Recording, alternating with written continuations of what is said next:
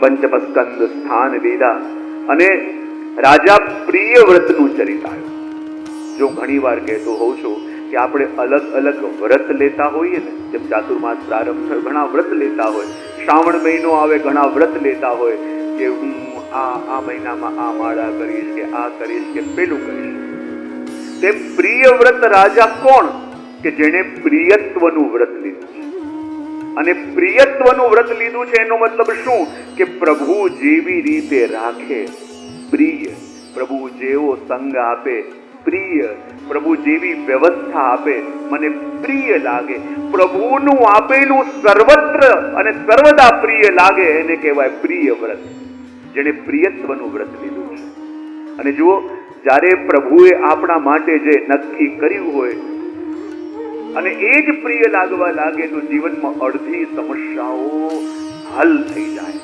અને એટલા માટે તો હું ઘણી વાર કહેતો હોઉં છું ને કે જુઓ, પ્રિય વ્રત કોને કહેવાય? કે પ્રભુનું આપેલું, પ્રભુએ રાખેલું બધું આપણને પ્રિય લાગે. તો કાયમ મારા પ્રવચનમાં 3 સૂત્રો આપતો હોઉં. યદી જીવનમાં આનંદથી રહેવું છે, યદી જીવનમાં શાંતિથી રહેવું છે, યદી મનમાં ઉત્પાત ન થાય એવું માનવું છે તો જીવનમાં આ 3 મહામંત્રો યાદ રાખવાના. બોલે કયા? બોલે સ્વીકાર, સ્વીકાર, સ્વીકાર. બોલી જાવ એકવાર. આ 3 મહામંત્રો યદી યાદ કરી લો, પ્રભુ જેવી સિચ્યુએશનમાં રાખે સ્વીકાર, પ્રભુ જેવી પરિસ્થિતિમાં રાખે સ્વીકાર, પ્રભુ જેવા સંગમાં રાખે સ્વીકાર. અને જ્યારે પ્રભુનું આપેલું આપણે સ્વીકાર કરી લઈએ અને એ પણ ગ્રેટિટ્યુડ સાથે સ્વીકાર કરીએ તો જો ગમે તેવી સમસ્યા આવી હોય ને એની ઇન્ટેન્સિટી ઘટી જાય. તકલીફ થાય છે ક્યાં? જે આપણને મળે છે આપણે અસ્વીકાર અસ્વીકાર અસ્વીકાર કરતા હોઈએ છે તો નાની સમસ્યા પણ આવે ને એને આપણે બહુ મોટી બનાવી દેતા હોઈએ. પણ જીવનમાં જે મળે એને ગ્રેટિટ્યુડ સાથે પ્રભુના ઉપર જાણે ધન્યવાદનો ભાવ હોય એવી રીતે સ્વીકાર સ્વીકાર સ્વીકાર કરીએ.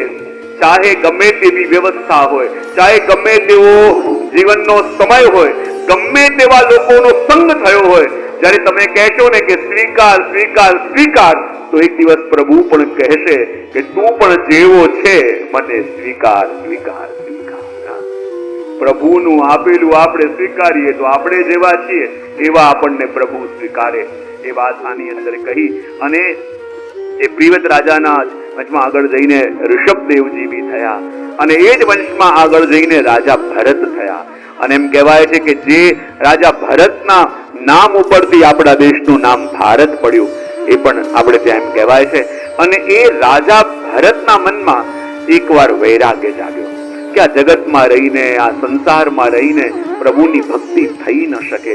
આ જગતના લોકો તો જેવી રીતે પેલો મદારી હોય ને, વાંદરાને નચાવે કે બધાને સલામ કરે, બધાની આગળ ગુલાટી મારે, પેલો ગુલાટી મારે, તો એ જ રીતે જગતના લોકો પણ આપણને નચાવતા રહે છે. માટે આ જગતમાં રહીને પ્રભુની ભક્તિ ન થઈ શકે એવું એમને લાગ્યું અને રાજપાટ બધું છોડીને એ તપસ્યા કરવા માટે વનમાં શાલિગ્રામ ક્ષેત્ર નેપાલ તરફ ગયા. પણ મહાપ્રભુજી કહે છે ઘર છોડીને તો ગયા પણ મન તો ભેગું લેતા ગયા. અને સંસાર ઘરમાં નથી, સંસાર ક્યાં છે? આપણા મનમાં. અને આપણને ઘરમાં અશાંતિ થાય ને તો એ અશાંતિ ઘરની નહીં, એ મનની છે. અને ઘર છોડીને આપણે ગમે ત્યાં જઈએ પણ મન તો એ જ ભેગું લઈ ગયા છે. અને એ જ મન ભેગું લઈ ગયા છો તો જ્યાં જશો ત્યાં તમને અશાંતિ ઊભી કરી દેશો. અને એટલા માટે રાજા ભરત ગયા ખરા વનમાં અને વનમાં જઈને તપસ્યા કરતા અને બહુ આનંદ આવતો. સવારે ઉઠી જતા આંખો બંધ કરી તપ કરે, પ્રભુનું ધ્યાન કરે, ભજન કરે, ખૂબ આનંદ આવતો. પણ એકવાર થયું એવું, કારણ કે આ માણસનો સ્વભાવ છે. બોલે શું? કે એકલો રહી શકતો નથી. માણસનો સ્વભાવ શું છે? જરા ભાવથી બોલો તો ખરા.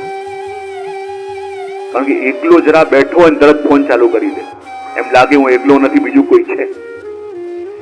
માણસ એવું પ્રાણી છે ને સમજવું બહુ અઘરું. બોલે કેમ? આ માણસ સામાજિક પ્રાણી છે એટલે પહેલો સ્વભાવ એનો એ કે એ એકલો રહી શકતો નથી અને બીજો સ્વભાવ એ કે બીજા જોડે ફાવતું નથી. હવે આનું કરવું તો કરવું શું?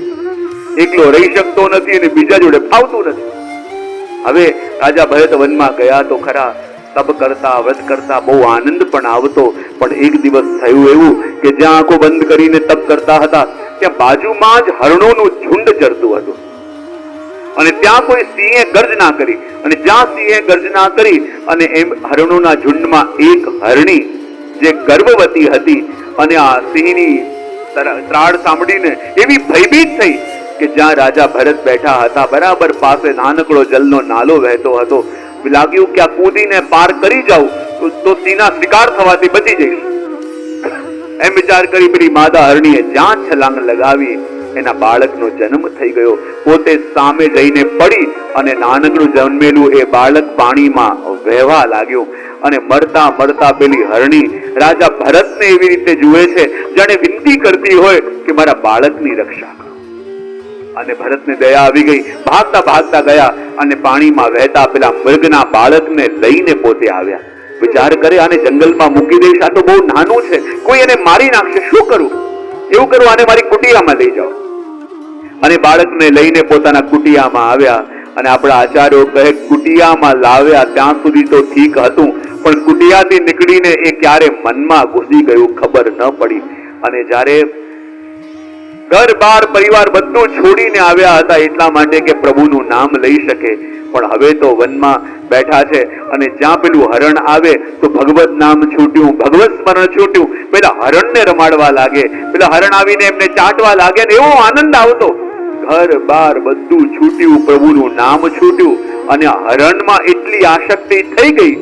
અને એકવાર થયું એવું કે પોતે ક્યાંક બહાર ગયા હતા, પાછા આવ્યા અને બાજુના જંગલમાંથી જે હરણો આવ્યા હતા એ હરણની સાથે આ હરણનું બાજુ ચાલ્યું ગયું. હવે રાજા પાછો આવ્યો, ચારો ઓર ગોતે પેલું હરણનું બાળક ક્યાં ગયું?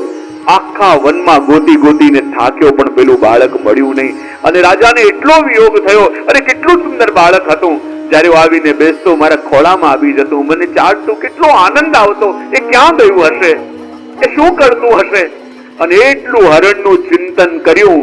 કહેવાય એ જ વખતે રાજાનો કાળ આવ્યો અને કહેવાય અંત સમયમાં જ્યાં આપણી મતિ હોય ત્યાં ગતિ થાય. અને હરણનું ચિંતન કરતા કરતા જ્યારે રાજાએ દેહનો ત્યાગ કર્યો અને બીજા જન્મમાં હરણ બનીને આવ્યા. અને બીજા જન્મમાં જ્યારે હરણનું શરીર મળ્યું પણ ગત જન્મની યાદ હતી અને માટે મૌન રહીને ભગવત નામ લેતા લેતા એમણે એ જન્મ પણ વ્યતીત કર્યો અને ત્રીજો જન્મ પણ એમને મનુષ્યનો મળ્યો અને એ જન્મમાં પણ એનું નામ ભરત પડ્યું.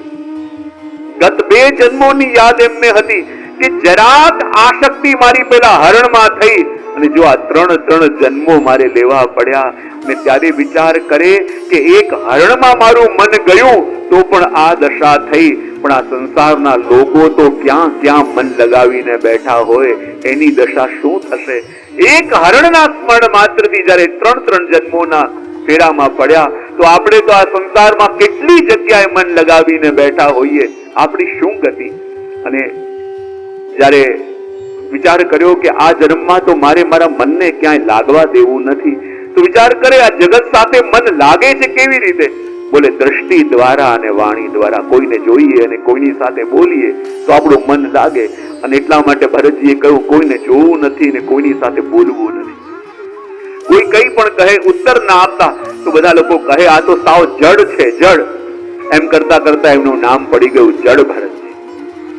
માતા પિતા હતા ત્યાં સુધી ભાઈઓએ રાખ્યા, પણ જ્યારે માતા પિતા ન રહ્યા ભાઈઓએ પણ એમને કાઢ્યા. ચાલતા ચાલતા જતા હતા, વનના કેટલાક આદિવાસી એમને લઈ ગયા, બલી આપવાનો પ્રયત્ન કર્યો પણ સ્વયં ભદ્રકાળી પ્રગટ્યા, એમની રક્ષા કરી. અને ચાલતા ચાલતા વનમાં આવીને જ્યારે જળભરતજી બેઠા હતા બરાબર એ જ વખતે સિંધુ શૌવીર દેશનો રાજા રહુગણ જ્ઞાન પ્રાપ્તિ માટે કપિલ મુનિના આશ્રમમાં જતા હતા અને આ જ વનમાંથી એમની સવારી નીકળી. અને જ્યારે 4 લોકો જે પાલકી ઉચકીને જતા હતા એ ચારે એટલા થાક્યા હતા. રાજાને વિનંતી કરી, રાજા થોડી વાર માટે આ પાલકી મૂકી અમે જલપાન કરી લઈએ પછી પાલકી આગળ લઈશું. રાજા કે ઠીક છે. અને જ્યાં પાલકી નીચે મૂકી અને જ્યારે જલપાન કરવા ગયા એમાં ચોથો પાલકી ઉચકવા વાળો એટલો થાક્યો હતો એને વિચાર કર્યો, જો હવે પાલકી ઉચકી તો મને ઉચકવા માટે 4 ખભા જોશે. ચૂપચાપ ત્યાંથી ભાગી ગયો. રાજા કે બહુ મોડું થઈ રહ્યું છે, દૂર જવાનું છે, જલ્દી પાલકી ઉચકો. બધા કે આ 4 જણ હોય તો પાલકી ઉચકા, ચોથો ક્યાં છે? રાજા કે એવું કરો, જંગલમાં ફરો, જે પણ મળે એને પકડીને લઈ આવો. ચાલતા ચાલતા ગયા અને ત્યાં જળભરતજીને જોયા અને હૃષ્ટપુષ્ટ દેહ હતો. બોલે આ બરાબર છે, આને લઈ આવો. અને સૌથી આગળ પાલકી ઉચકવામાં ઉભા કર્યા. અને જ્યારે સવારી નીકળી તો 3 એમાંથી સંસારી છે અને 1 યોગી છે. એક જ મંઝિલ છે પણ બંનેની ચાલમાં ભેદ છે. જે 3 સંસારી છે એ તો સીધા સીધા ચાલે છે, પણ જે આ યોગી જળભરતજી છે એમણે જોયું કે નીચે કીડી મકોડા બધા આવી રહ્યા છે અને જો એની ઉપર પગ પડશે એ મરશે, પાછા કર્મના બંધન આવશે, પાછો મારે જન્મ લેવું પડશે. તો શું કરે? જ્યાં કીડી મકોડા દેખાય કૂદકો મારે, અને કૂદકો મારે તો પાલકી ઉછળે, અને પાલકી ઉછળે અને રાજાનું માથું ધડામ કરીને ભટકાય. રાજા ક્યાં કોણ છે? બધા ક્યાં ચોથો આવ્યો. એ બીજી વાર થયું, ફરી કૂદકો માર્યો, માથું ભટકાય. કોણ છે? બોલ્યા ચોથો. ત્રીજી વાર થયું, કોણ છે? બોલ્યા ચોથો. રઘુગણને લાગ્યું આ ચોથો કોણ છે, મારું ચોથો કરાવીને છોડશે. અને જ્યાં વડદો હટાવીને જોયું ને આવા હૃષ્ટપુષ્ટ દેહવાળા જળભરતજીને જોયા અને વ્યંગ કરીને કહેવા લાગ્યા, હા આ તો જુઓ એકલો પાલકી ઉચકે છે એટલે ઉચકી શકતો નહીં હોય, જો આ કેટલો દુબળો પાતળો છે માટે ઉચકી શકતો નહીં હોય. પણ જળભરતજીએ કહ્યું, જો દુબળા પાતળા હોવું એ ધર્મ દેહનો છે, હું દેહ નથી, હું આત્મા છું. અને જ્યાં આ શબ્દ સાંભળ્યા અને રઘુગણ ચોંક્યા કે આ વાણી કોઈ સાધારણની હોઈ ન શકે. પાલકી ઉતારી નીચે પગે પડ્યા, બતાવો આપ કોણ છો? એને જોઈને જળભરતજી કહેવા લાગ્યા કે અત્યારે સુધી હું બોલ્યો નહીં, પણ આજે મારે બોલવું પડશે. બોલે કેમ? કારણ કે રાજા તને જોતાની સાથે હું જાણી ગયો, જેવી રીતે હું હરણનું ચિંતન કરતા કરતા હરણ બનીને આવ્યો હતો અને આજે મારી સામે આવેલો રાજા એવી જો કોઈ નહીં, એ જ હરણ છે જે મારું ચિંતન કરતા કરતા રાજા બનીને આવ્યો છે. જો આ જન્મમાં એનો ઉદ્ધાર નહીં કર્યો તો એના માટે થઈને મારે બીજો જન્મ લેવો પડશે. અને એને ભવાટવીનું વર્ણન પણ કરીને આ જીવનનો મર્મ સમજાયો.